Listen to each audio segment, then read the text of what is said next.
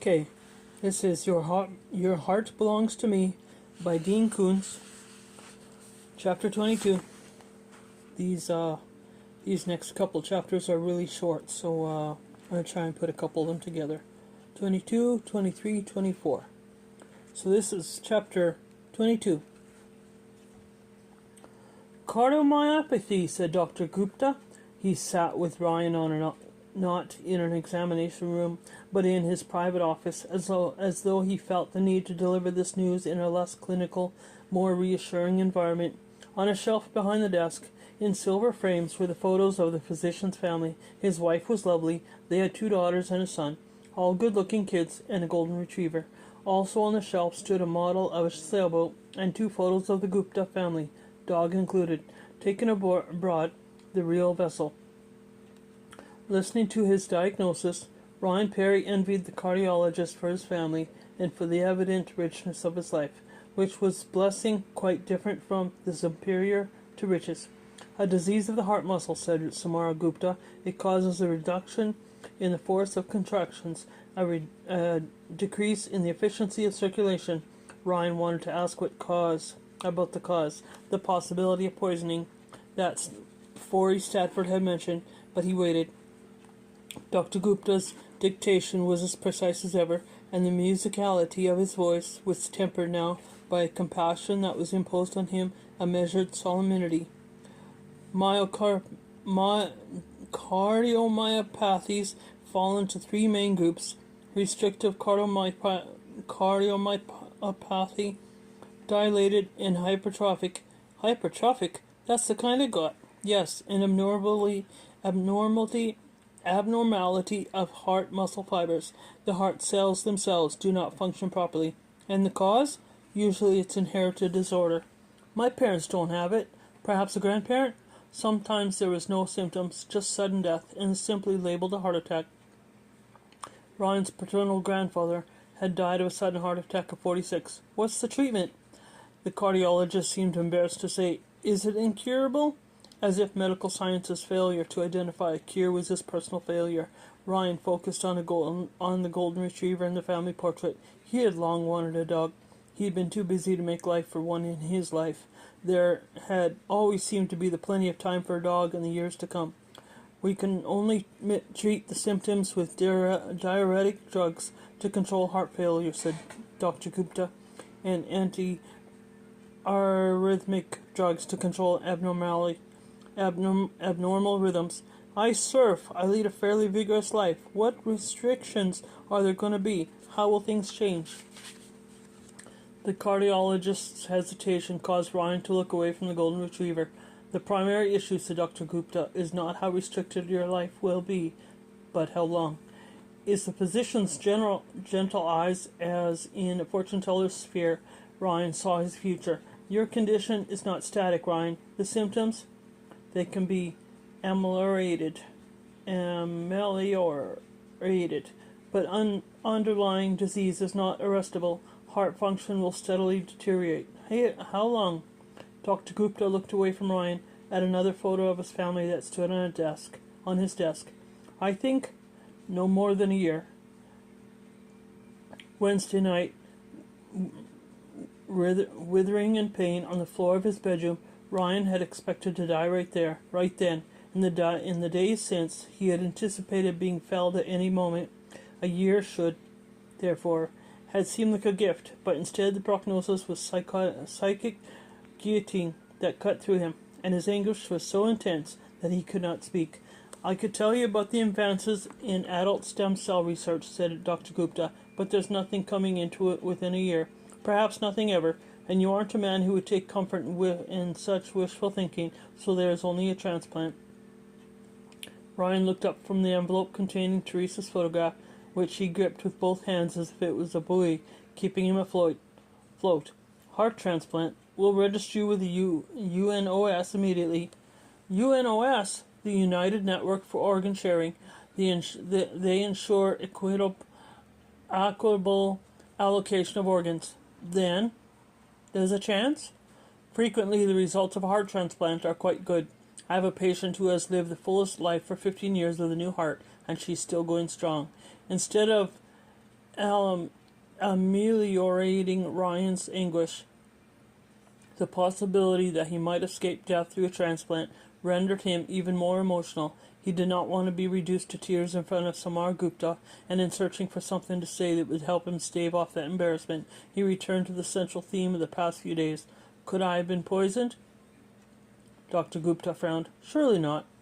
Dr. Stafford did not mention it as possible cause of an enlarged heart, though he also did dismiss it. But in studying the biopsy tissue, the cardiologist said, I feel quite sure your case is familial. Inherited. The cell characteristics are classic for a familia attribution. You're quite sure, Ryan said, but not certain? Perhaps nothing in life is certain, Ryan. Having successfully repressed his tears, Ryan smiled thinly and said, except death in Texas. Dr. Gupta received Ryan's smile with gratitude and smiled himself, although at least the IRS will give you your day in court. End of chapter 22. Chapter 23.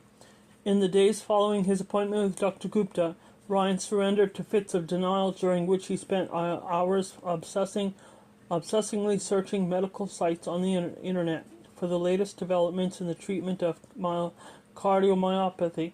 When he found no scientific news dramatic enough to lift his spirits, he switched to alternative medicine sites. Eagerly he sought stories about patients cured with the bark of exotic Brazilian tree, or with tea brewed from the leaves of a plant found only deep in the jungles of Thailand. Again and again, he read a thick packet of material about heart transplants provided by Dr. Gupta. On each reading, his admiration for the skill of contemporary surgeons gave way to frustration over the imbalance between the number of patients in need of transplants and the number of organ donors, and to impatience with the system established by the health care bureaucracy that was authorized to address that imbalance. As he struggled just ate a bunch of peanut butter.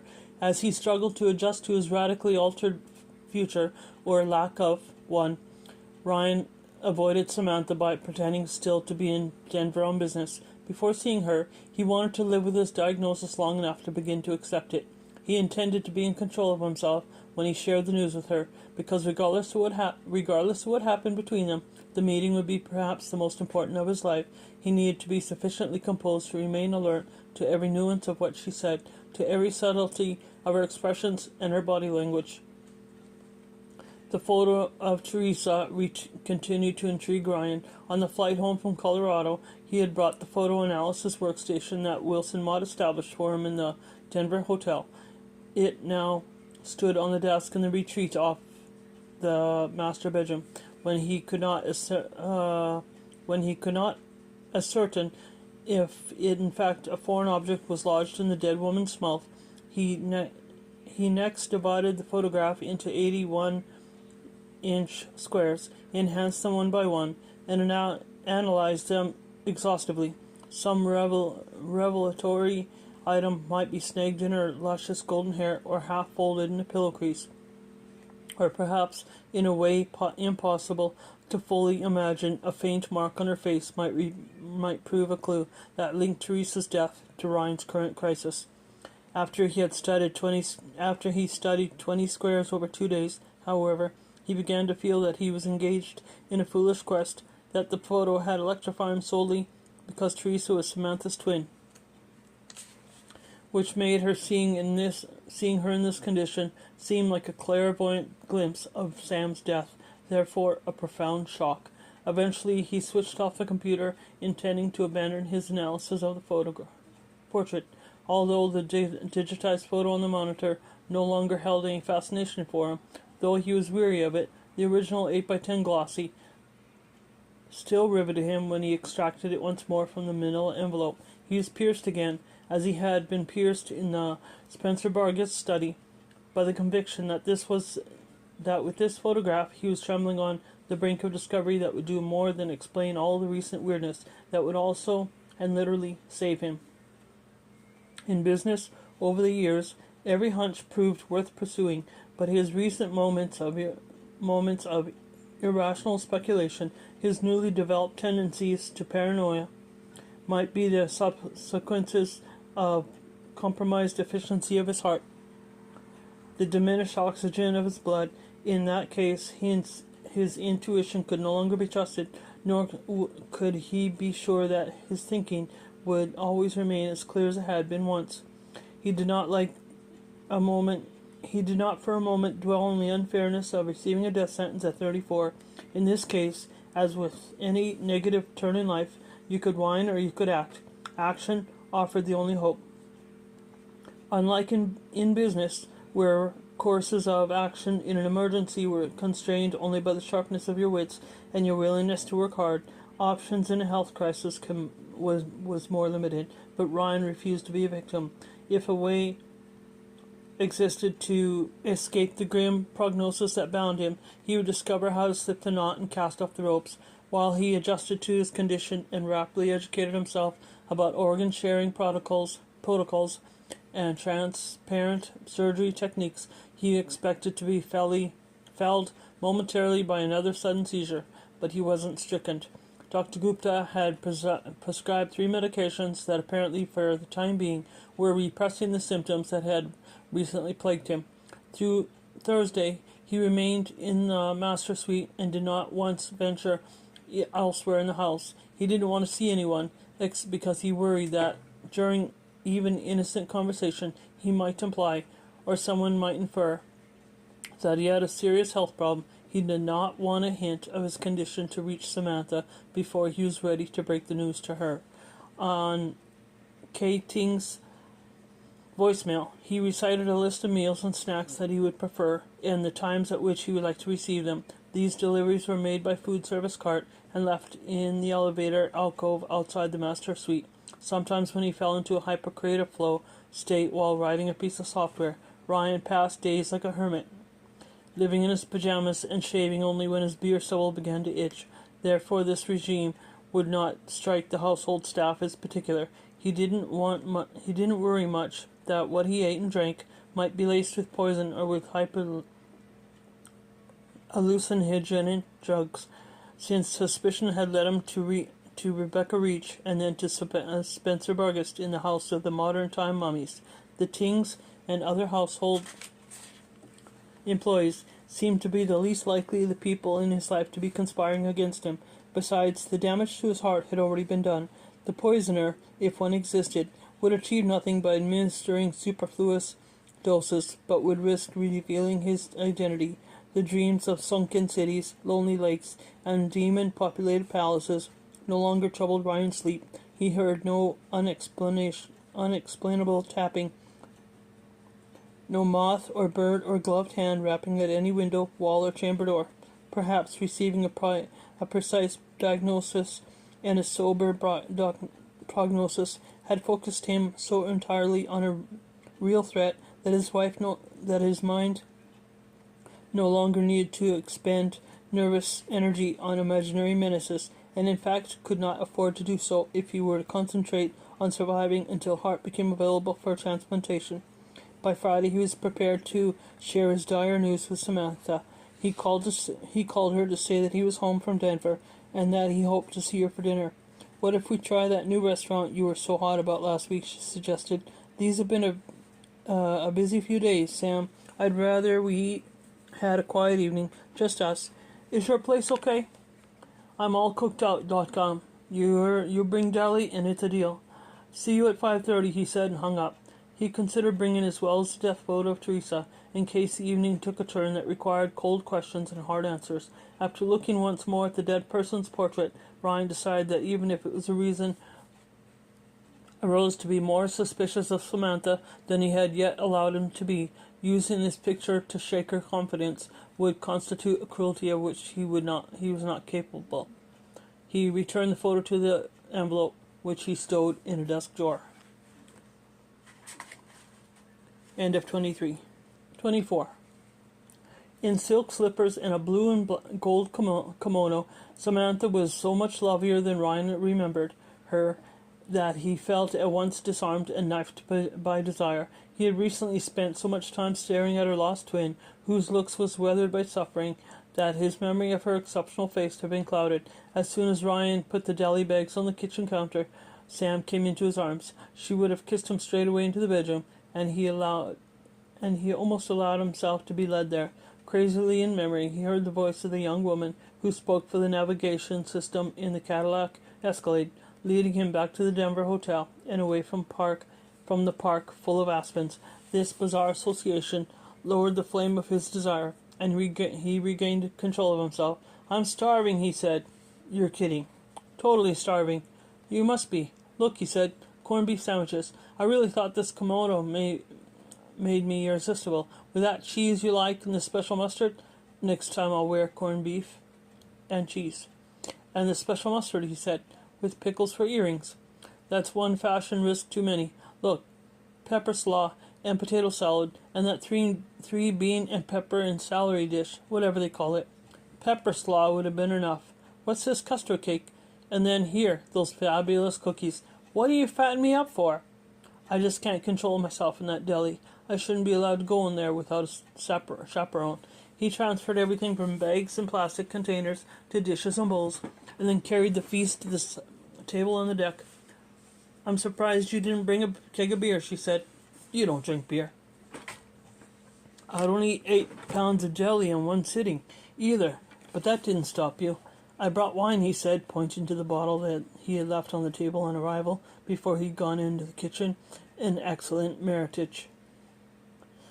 "I'll get glasses." After he poured, before they sat at the table, they clinked wine glasses, and a note as sweet as that from a silver bell rang through the surrounding pepper tree. They sipped, they kissed, they sat, and Ryan was so instantly comfortable with her that he knew whether this Sam was a lie or not. He loved her, and he would continue to love her, even if there was another Sam who was a conniving bitch. "It's been a whole week," she said. "If it turned out that he had been diagnosed with a bad ticker, and this night discovered he was in love with Miss Jekyll in spite of Miss Hyde, it would be perhaps the most eventful week of his life." A web of shadows and late sunshine seemed not to overlay them, but instead of entwine them, as if they were embedded in it and it in them, a matrix of light and dark, known and unknown, a warp and woof of mystery from which their future would take shape.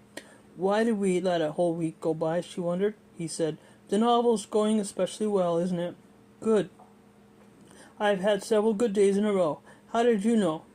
Ryan had no intention of telling her that when she was swept up in her writing, she thought less about his proposal of marriage, and that when marriage was not in her mind, she was less chaste than when it was.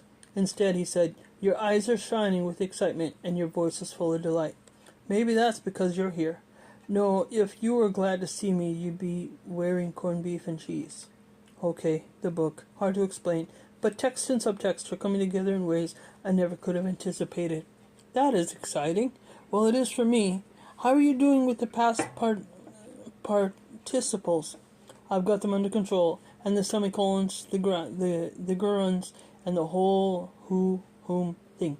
If this wine weren't so good, I'd pour it over your head, which is why I buy only the best. Self-defense." Quick footsteps ascended the stairs from the courtyard.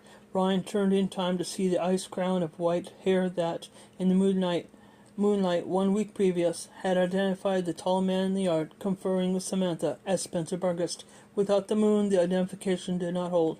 This man was Bargust's body type, but he was a decade younger than Dr. Death in his 40s, and he lacked the rubbery facial features of the stand-up comic behind which Bargust hid. "Oh," he said, upon seeing them at the table, halting one step below the deck. "I'm sorry, I don't mean to interrupt." "Kevin," she said, "please join us. I'll get another glass." No, really. I only have a moment anyway. I've got to be off to the hospitals. Evening visiting hours." As Ryan rose from his chair, Samantha said, "Have you guys met?" When Ryan regretted that they had not, Samantha introduced him to Kevin Spurlock, the son of Miriam Spurlock, who owned the house that came with the garage above which Sam lived. "How is your mom?" Samantha asked. "She's doing well, really well." For Ryan's benefit, Samantha said, "Miriam had a bad attack of angina a week ago. In fact, a week ago this evening. She was in a restaurant," Kevin said, Paramedics rushed her to a hospital. The worst for her was making a scene in a public place. She was mortified. Heart attack, Ryan asked. No, thank God. But tests revealed blocked arteries. Critically blocked, Samantha said. The next morning she had a quadruple bypass. She loved your flowers, Kevin told Samantha. Kayla lilies, they're her favorite. I'll fill her bedroom with them when she gets home. After Kevin had gone, Samantha told a few stories about Miriam, one of which Ryan had heard before. The landlady was something of an eccentric, although unfailingly sweet and kind. A week earlier, when Ryan thought he'd caught Samantha in a furtive conversation with Spencer Vargas, she evidently had been receiving the news about Miriam Spurlock's hospitalization. Seeing a light in the apartment, Ryan must have come to the door. The knock failed to stir Ryan from a postcoital nap. To avoid waking him, Sam had gone outside to talk with her landlady's son. Inspired by a paranoid interpretation of this innocent meeting, Ryan had flown to Las Vegas the following morning, seeking proof of a non-existent conspiracy. Now Rebecca Reach's get-rich-quick book seemed to be evident of nothing worse than her gullibility and wishful thinking. The collection of magazines containing articles by Sam proved only that, estranged from her daughter, Rebecca nonetheless remained proud of her. Spencer Vargas might be perverse, even depraved, and Rebecca might be a terrible judge of men, less than intellectually keen and morally adrift, but neither she nor her corpse-infatuated lover was scheming against Ryan. Samantha had never mentioned either that she had met Vargas or that he had been present when her sister Teresa had been forced on from this world. In retrospect, however, her silence on the subject most likely indicated only embarrassment. No one could be real quick to reveal that her mother slept with a creepy nihilist who lived with cadavers that he claimed were art. Following the episode on the surfboard, and then the terrifying seizure that same night, which had sent him to Forey Stepford, Ryan had obsessed on one word uttered by the internist: poisoning. To avoid confronting the truth that his body was failing him, he needed instead to identify an external enemy that would be easier to defeat, that a disease or a genetic abnormality. In his desperation, he retreated from the logic which he had previously coped with every problem of business and of life. He abandoned reason for unreason, forced by Kevin Spurlock's visit to acknowledge his weakness and his error. Ryan was mortified. Hopeful that the wine would smooth the edges off his humiliation, he poured a second glass. He was grateful for the pepper tree patterns of fading sunlight and swelling shadow because they partially masked him. He hoped that at least this once Sam might find his face was more difficult to read than Dr. Seuss. After a third little story about Miriam, Samantha fetched 4 votive candles from the kitchen. She ranged them on the table. As her face brightened in the glow of the butane match and her gaze traveled wick to wick, Ryan said, "I love you," and felt like a weasel, although it felt like a weasel in rehab. End of 24.